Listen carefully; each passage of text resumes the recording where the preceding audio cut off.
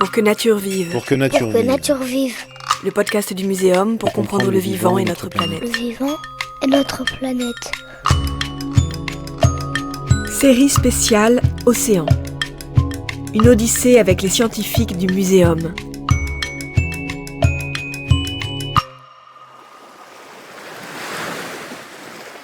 Du plus petit au plus grand, quelles sont les nouvelles façons d'explorer l'océan ? Avec Jean-Luc Young.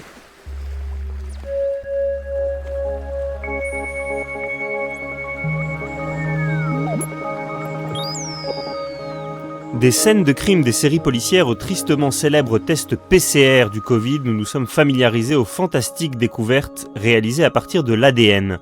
Mais les traces laissées dans l'eau peuvent-elles également nous enseigner des secrets de la vie océanique ? Pour le savoir, nous allons échanger avec Jean-Luc Young. Vous êtes chef de la station marine de Dinard, chercheur au sein de l'Institut de systématique, évolution, biodiversité et professeur au Muséum national d'histoire naturelle. Bonjour monsieur. Bonjour. Alors vous comparez l'ADN à une encyclopédie. Est-ce que vous pourriez nous raconter comment est-ce que son étude permet d'élaborer un catalogue du vivant ? Oui, c'est vrai que j'aime bien cette image de comparer l'ADN à une encyclopédie, qu'on garderait bien précieusement dans chacune de nos cellules. Alors une première idée, c'est que tous les êtres vivants sont organisés de la même manière, l'information y est codée de la même manière. Alors comment est-ce qu'est codée l'information, puisque toute cette molécule d'ADN, son rôle est de coder l'information pour faire les protéines notamment, son rôle principal. Alors le codage est fait sous forme d'un alphabet de 4 lettres, donc c'est la succession de ces lettres qui donne l'information qui permet de synthétiser les protéines. Alors, quand on a besoin de synthétiser une protéine, eh bien, si on continue l'analogie de l'encyclopédie, eh bien, on va aller photocopier une page. Dans une page, on aura l'info pour faire une protéine. Alors, cette page, on peut la comparer à l'ARN messager. Et donc, cet ARN messager servira à synthétiser donc une protéine particulière. Alors, nous, l'une des manières dont on travaille aussi, c'est de comparer des pages qui codent, qui permettent de synthétiser la même protéine, des pages de cette encyclopédie entre différentes espèces. Et donc, on va avoir quasiment la même séquence d'ADN. Quand on parle de séquence d'ADN, justement, c'est cette succession de codes de cet alphabet à 4 lettres. C'est l'information qui y est contenue.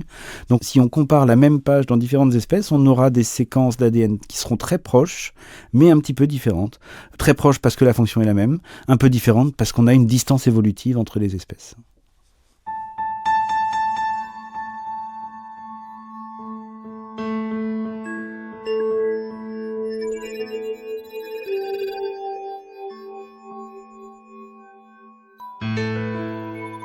Alors, avec l'ADN environnemental que vous allez nous présenter, l'infiniment petit qui est glané dans l'océan vous sert avant tout à connaître, identifier et observer l'infiniment grand, à savoir les grands mammifères marins. C'est bien ça ? Oui, tout à fait. Alors, on part du postulat que tous les êtres vivants vont libérer des traces d'ADN dans le milieu où ils sont, des fragments de peau, des fesses, de l'urine, de la salive, voilà. Et donc cet ADN, on va l'appeler ADN environnemental. C'est de l'ADN qui provient des êtres vivants et qui se retrouve dans le milieu. Si on arrive à étudier cet ADN, on aura des idées sur les organismes qui l'auront libéré. Le concept est relativement simple. Par contre, la mise en œuvre est compliquée parce que c'est des traces d'ADN et que donc elles sont difficiles à identifier et il est difficile de ne pas contaminer une expérience par une autre. Donc voilà toute la problématique. Donc on va faire des prélèvements dans l'eau de mer. Alors dans l'eau de mer, on a des protocoles bien particuliers. On va par exemple, pendant 30 minutes, on aura un bateau qui va avancer à la même vitesse dans une direction particulière. Et pendant tout ce temps, on va filtrer l'eau de mer et on va récolter dans des filtres l'ADN qui y est présent. À nous ensuite d'aller décrypter, d'aller séquencer l'ADN. Alors séquencer l'ADN, c'est déterminer la succession des 4 bases qui constituent le code justement de l'ADN, un CGT. Alors on détermine la séquence de toutes les molécules d'ADN qui sont présentes. Et si possible, on cible un gène qu'on a choisi parce qu'il nous permet, autant que possible, de distinguer les espèces. Voilà le principe. Donc c'est relativement difficile techniquement, ça implique une mise en œuvre complexe en mer. Ensuite, ça va impliquer des assignations taxonomiques. C'est un protocole assez long et complexe.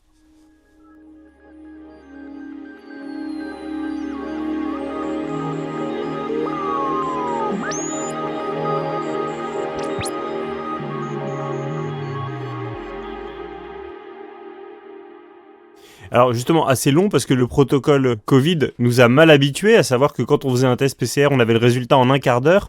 Vous, c'est pas du tout ça. On est sur quelle échelle de temps ? Oui, on est sur plusieurs mois. C'est vrai que des manips très calibrées en biologie moléculaire, en études de l'ADN, peuvent être faites quelques heures, une demi-journée, on en a aussi certaines. Mais là, dans ces manips-là, dans ces études d'ADN environnemental, on est sur des expérimentations qui durent plusieurs semaines, souvent plusieurs mois.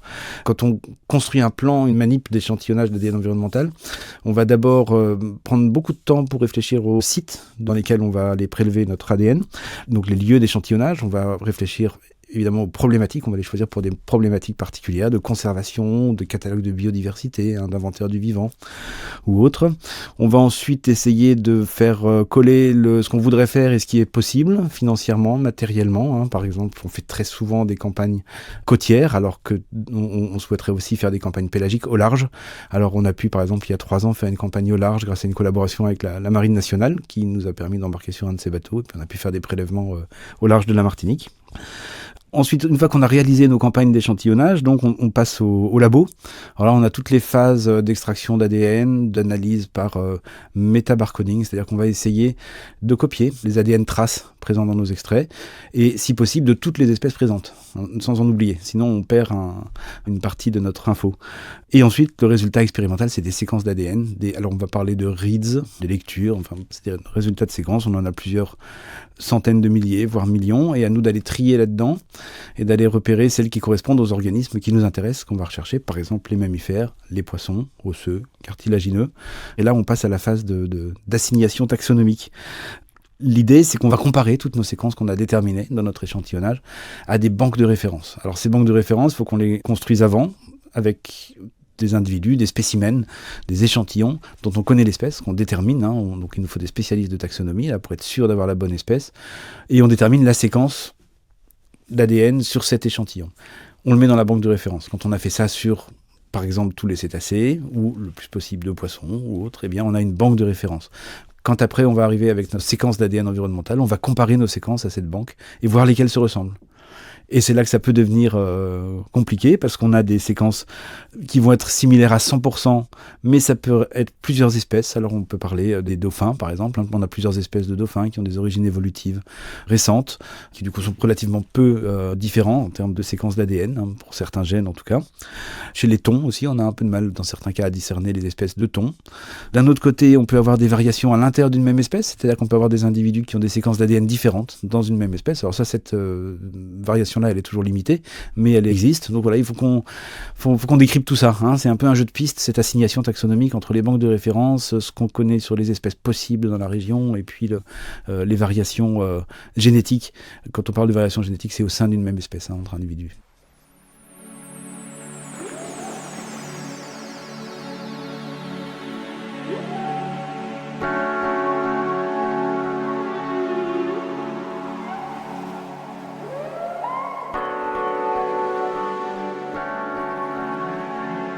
Au début de votre réponse, vous m'avez dit que vous faisiez surtout les expéditions côtières et non pélagiques à cause du coût du financement. Le Covid nous avait induit l'idée qu'en fait, justement, un test PCR, ça valait rien face à la révolution, je crois que ça s'appelle CRISPR, c'est cette nouvelle technologie qui permettait de diviser par 100 ou 1000 les coûts de l'ADN. Là, c'est pas ça. Malgré tout, il y a un travail humain non compressible qui fait que ça reste très cher. Alors oui et non. Depuis le premier génome eucaryote séquencé, c'est la levure 96, et ça a été un tournant.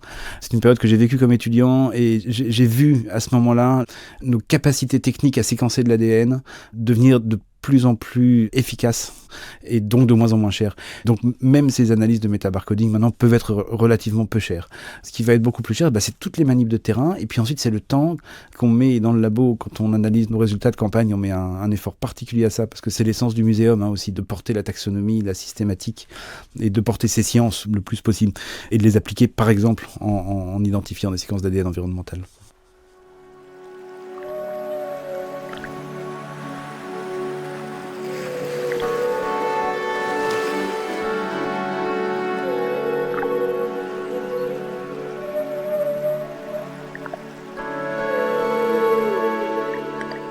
Alors revenons aux mammifères marins, parce que selon les espèces que vous observez, leur détection est plus ou moins aisée. Vous avez commencé à nous donner quelques exemples, mais est-ce que vous pourriez nous parler des marsouins et des dauphins ? Donc les marsouins, c'est un petit cétacé très courant dans l'Atlantique Nord, c'est même l'espèce la plus fréquente dans l'Atlantique Nord, et puis on le connaît relativement peu, parce qu'il est difficile à observer. Le marsouin est assez facile à identifier, par contre, dans des expériences d'ADN environnemental, l'assignation taxonomique, la séquence d'ADN qui correspond au marsouin en Atlantique Nord est relativement facile à faire. Donc c'est un bon exemple d'espèce qu'on peut étudier en utilisant l'ADN environnemental. Les dauphins, alors voilà, c'est un peu le contre-exemple. Ça, c'est des espèces qui sont souvent plus faciles à observer. Tous les mammifères remontent à la surface pour respirer, hein, donc à ce moment-là, ils peuvent tous être observés, mais certains plus discrètement que d'autres. Hein. Donc les dauphins, souvent, on arrive à les observer un peu plus facilement. Et par contre, là, en identification génétique et en assignation taxonomique, on a un peu plus de mal, hein, dans certains cas. Mais c'est dû à quoi ? Donc on a une sous-famille qui s'appelle la sous-famille des delphininés, dans lesquelles on va retrouver des espèces très connues. Hein. Le grand dauphin, c'est le flipperle dauphin, les dauphins communs, les dauphins bleus et blancs, tout ça c'est des espèces assez fréquentes en métropole. Et donc ces espèces ont des origines évolutives relativement récentes, qui datent d'il y a 1 million d'années à peu près. C'est des espèces récentes. Et elles ont une expansion géographique extrêmement forte, c'est-à-dire que c'est une espèce que vous allez retrouver quasiment des régions sous-polaires nord ou sous-polaires sud. Et ça veut dire qu'on a dans l'espèce une grande diversité génétique entre individus, parce qu'on a cette grande répartition géographique, et en même temps les différences entre espèces ne sont pas si fortes que ça, parce que les espèces ont divergé il y a en fin de compte pas si longtemps que ça. Donc on a du mal des fois dans ces assignations taxonomiques à discerner ce qui est variation à l'intérieur de l'espèce et variation entre espèces.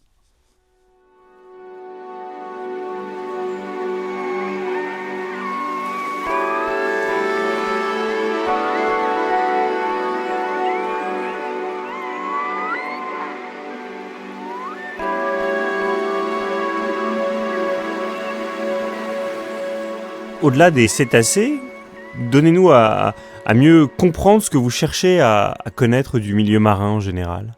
Alors les cétacés, moi je les considère comme des espèces sentinelles. Hein. Ce sont des sentinelles de la qualité du milieu. C'est des espèces qui sont mobiles, qui sont très sensibles au dérangement, au bruit, par exemple. Donc pour moi, leur présence peut être considérée comme un espèce de témoignage de la qualité du milieu. Hein. Donc voilà une des dimensions de l'un des intérêts. Mais plus largement, on estime qu'il y a à peu près 10 millions d'espèces sur Terre et mer, et on en connaît 10 à 20%. Donc on s'inscrit résolument dans toutes ces démarches aussi dans de l'exploration de biodiversité, l'établissement de catalogues comme ça de naturalistes d'espèces dans différents endroits. Donc on revient sur la métaphore de l'encyclopédie et on voit que vous cherchez à faire progresser la connaissance du vivant, et ça m'amène à une question tout à fait candide pour terminer.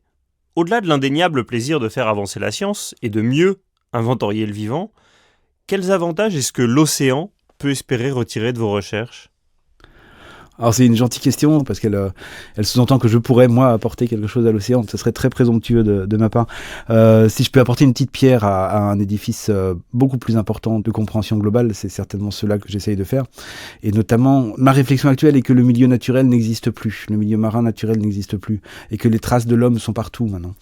Donc on doit s'habituer à penser en termes de coévolution. L'homme a des besoins, hein, il retire des bénéfices écosystémique du milieu naturel.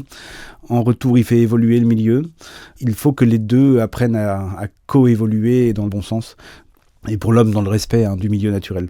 Donc voilà, si je peux apporter ma petite pierre à cet édifice-là et apporter un peu ma petite pierre de connaissance qui permet à l'homme de tirer les bénéfices dont il a besoin du milieu, mais tout en le respectant le plus possible, voilà ce qui me motive. Ça ressemble plus à une pierre philosophale qu'à une petite pierre de passer de la théorie de l'évolution à celle de la coévolution. Merci beaucoup, Jean-Luc Young.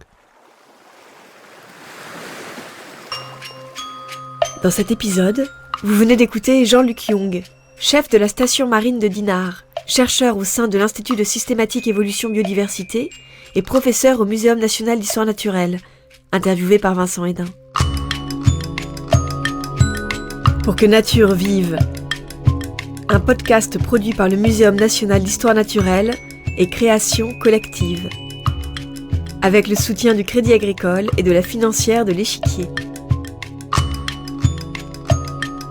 Pour la réédition du livre Avant que nature meure de Jean Dorst, Robert Barbeau, professeur au Muséum, a écrit une postface intitulée Pour que nature vive, qui a inspiré le titre de ce podcast.